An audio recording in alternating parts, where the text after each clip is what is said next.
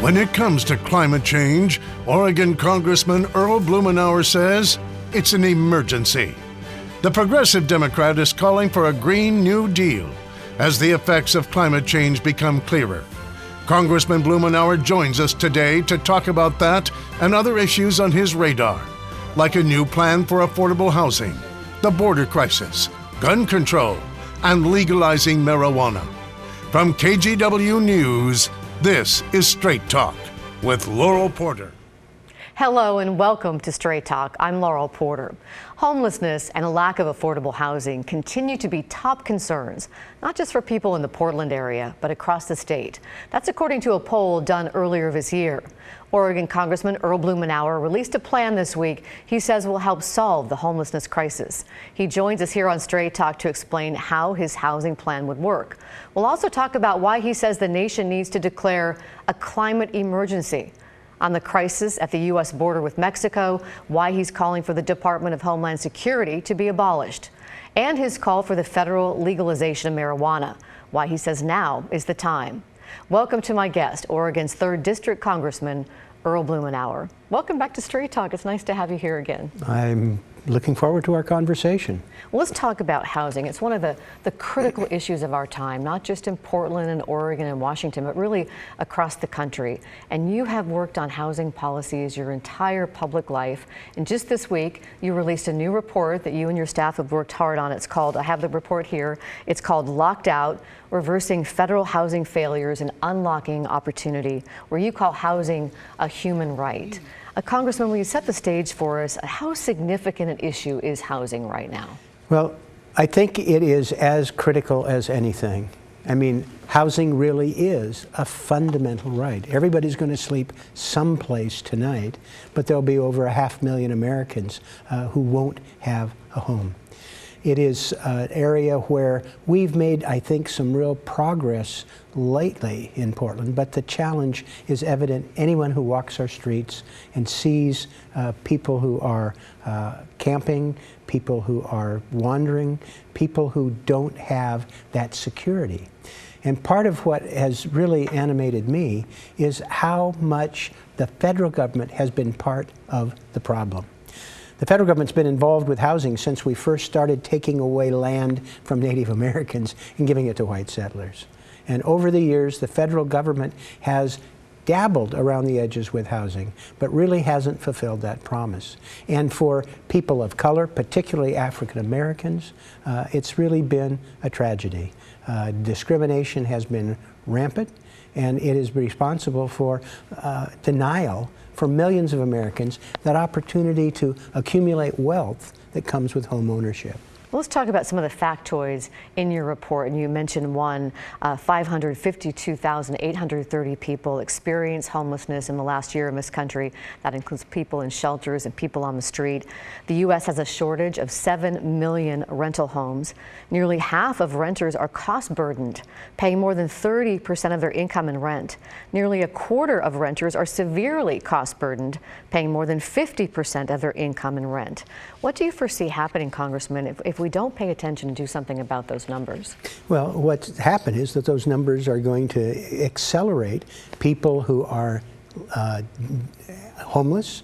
It's going to make it harder for people to be able to have their part of the American dream, and it ends up making problems for everybody else. Now, we've looked, for example, at what happens when somebody who has been addicted to opioids and has gone through treatment, and they're released from their treatment facility. If they don't have a stable housing situation, they are going to run up medical bills, $15,000, $20,000 in the first year that they leave. And those bills are going to be paid by the rest of us, by taxpayers and people who have their own health insurance. We need to act to stabilize this. We need to be able to relieve the pressure that is there, and what we are seeing in our streets, making it difficult for families to have any semblance of a normal life. Your report calls for bold, transformative solutions in these 5 areas: public housing, homelessness, renter relief, equitable home ownership and fair housing. And then you offer several solutions in each of these categories, and here are some of them. Double federal homeless assistance funding to drastically reduce homelessness. Provide federal funding incentives for states to enact housing first policies, which would have supportive housing. Repeal something called the Fair Cloth Amendment, which you say prevents investment in public housing. Create a renter's tax credit so low-income Americans don't have to pay more than 30% of their income toward rent. And quadruple public housing capital funding to $10 billion a year to fully fund all existing capital needs. A lot of people are saying your plan is radical and costs way too much. How do you respond? Well, first of all, we are paying the price now that I just mentioned for dysfunction. But actually, I just sat on the Ways and Means Committee this last year. We talked about the tax bill that my Republican colleagues passed that ended up adding $2.3 trillion to the deficit and primarily benefiting the most well-off Americans. They didn't really need it, but we're all as taxpayers going to pay the price. What I'm suggesting here can be accomplished for a fraction of that amount, and it deals with a fundamental human need and what I think should be a human right. You talked about some of the things that Portland's doing to advance the housing problem here to make it better. We're taping the show on Friday afternoon, and right after our taping, you're joining community members to celebrate the installation of a deeply affordable, low-cost housing prototype built from modular units in the Kenton neighborhood. And we have a time-lapse video of that housing development being built. So as we look at this, and we also have listeners on our podcast, describe this project for us and what it means for the community and the people who live there. Well, I mean, I think this is part of the innovative approaches that we need to take. Being able to find ways to do it cheaper, faster, be able to meet the fundamental needs that people have, do it in conjunction with the community so people feel that they're a part of that partnership. The bottom line is that for very low-income people, the notion that somehow they are going to be able to provide market-based solutions for themselves to earn their way into their house is just a pipe dream. They can't afford it. So the federal government and local governments need to be able to step up and provide that backdrop.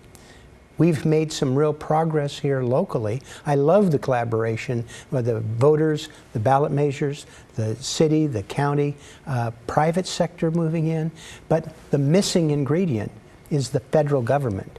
And providing support for public housing is the best way to deal with the people who have virtually no income and no other alternative.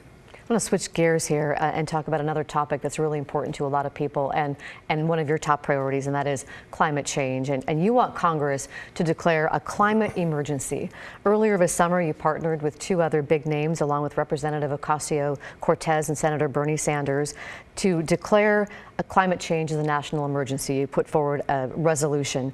I understand you were the mastermind of this. When and why did you decide it's time to declare a national emergency when it comes to the climate?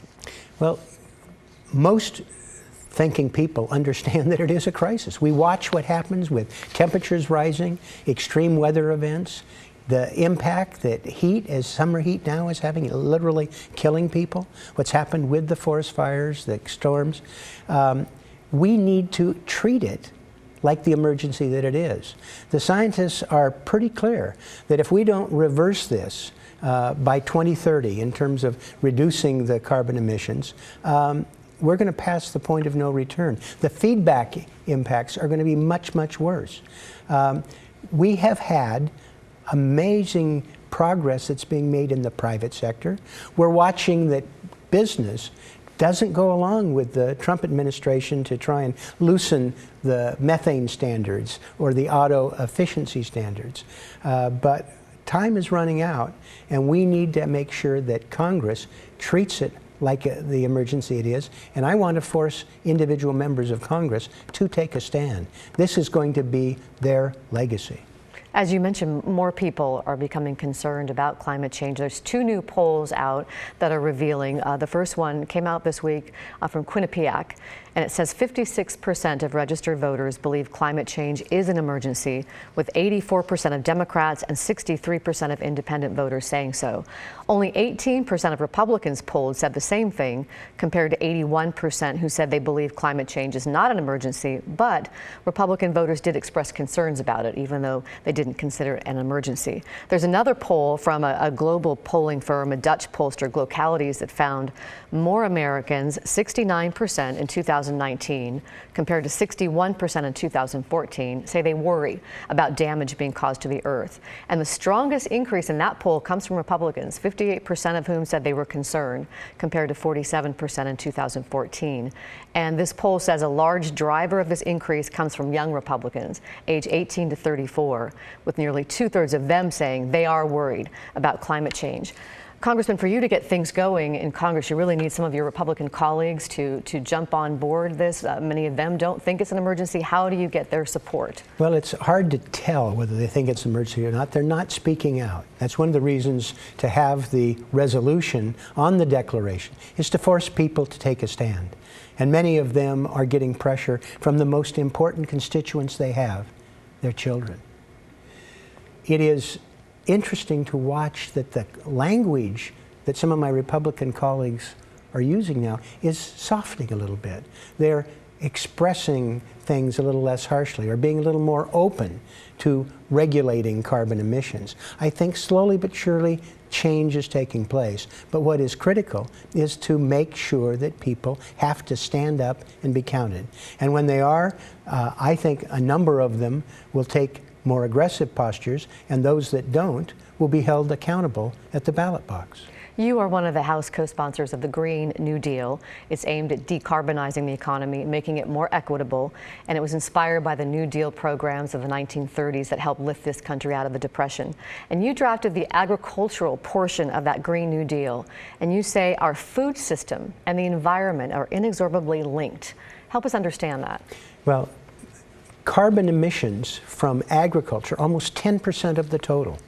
But more important, I mean, it's a huge amount, but more important than that, in the ways of how we cultivate, how we grow our food, what crops we produce, how we fertilize, those are areas where we can actually not only reduce carbon emissions, we can actually reverse the process and remove carbon from the air. It's one of the few areas where we can actually see very significant progress. And of course, while we're doing it, we can promote a healthier lifestyle for Americans. We've got a dead zone in the mouth of the Mississippi River that's about the size of Massachusetts. We have half of Americans suffering from illness that is directly related to diet and overweight. I mean, there's a virtuous circle here, helping protect the planet while we help protect our families and their health. A New York Times article from August 8th draws a tie-in between climate, the food supply, and migration. And I'll read just a couple of short paragraphs from that. It says, people's lives will be affected by a massive pressure for migration. That's according to Pete Smith, who's a professor of plant and soil science at the University of Aberdeen and one of the report's lead authors. He says people don't stay and die where they are. People migrate. Between 2010 and 2015, the number of migrants from El Salvador, Guatemala, and Honduras showing up at the United States border with Mexico increased 5-fold, coinciding with a dry period that left many with not enough food, and was so unusual that scientists suggested it bears the signal of climate change. There are a lot of issues at play on the U.S.-Mexico border with why a lot of immigrants are coming to this country, but do you think that food and climate are playing a part? Absolutely. Absolutely. In fact, the crisis in Syria started with a horrific drought that drove people from the countryside where they couldn't support themselves to the city, and it sparked that. We're going to see climate refugees in our region. We're one of the few parts of the country where it's going to be comfortable, where we're not going to be devastated as what you're going to see in the Southwest or in the East or the Midwest. We're all going to be dealing with climate refugees, with migration, and it's going to make a difference for us right here in Portland. You visited the U.S.-Mexico border along the El Paso section earlier this summer. We have some photos and tweets from you while you were there. Tell us what you witnessed. Well, I mean, it's really heartbreaking. These are people who are refugees. They have been driven as a result of horrific conditions, talking to people who, having their children, being recruited into gangs, threatening family members with torture, with rape, with murder if they don't comply. It is just mind-numbing in terms of what they put up with and what would drive them to take trips like that. When I was there were 2 people who died at the border. And then we look at what the American policy is. Trump is trying to make their lives as miserable as possible, to take people who are, in many cases, in desperate straits, that require that they leave their homes, show up here, and our response is to try and make their lives miserable. That's not who we are. It's not legal, frankly, and it's certainly not moral. And it is sobering to look at that dynamic and look in the eyes of people who are children that we could see on the streets here. And they've just been through hell and back. And words fail. You said you think the Department of Homeland Security should be abolished. Why? I think I voted against the creation of the Department of Homeland Security. It was an abomination. They jammed together all of these agencies without good planning, threw money at it, undermined critical functions. For example, FEMA used to be a standalone agency that reported directly to the president, and when President Clinton was there, performed admirably. Lumped into the Department of Homeland Security, it was an abject failure for Katrina, for instance. They don't have the resources and the accountability.